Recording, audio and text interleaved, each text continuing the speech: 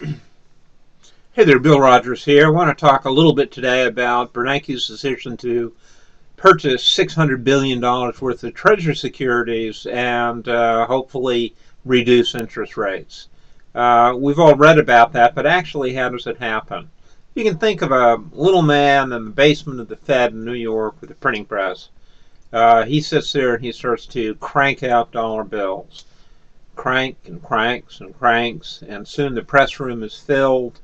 The cash flows into the corridor, down the corridor, into the other offices. Well, he finally finishes and thinks, what am I going to do with this cash? Well, what he does is he takes wheelbarrows full of cash and comes out of the front door of the Fed New York, goes down to Lower Wall Street and goes to the 18 what we call primary dealers that specialize in the sale and the purchase of securities, mortgage-backed as well as treasuries.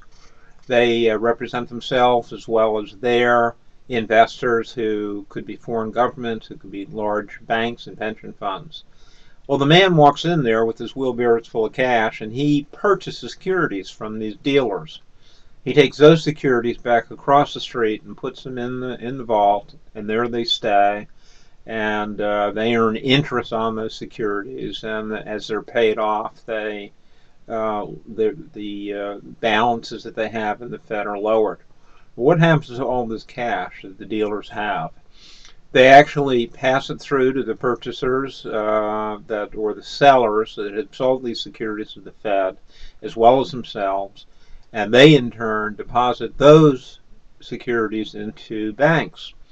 Now the banks then become flush with cash, and they really need to do something with it rather than sit on it. Since they have so much, they want to lend it out. Hopefully the thought is that this will put downward pressure on interest rates and stimulate demand for local businesses, for individuals, and hopefully in the long run lower mortgage rates. We hope it'll happen. We don't know if it will.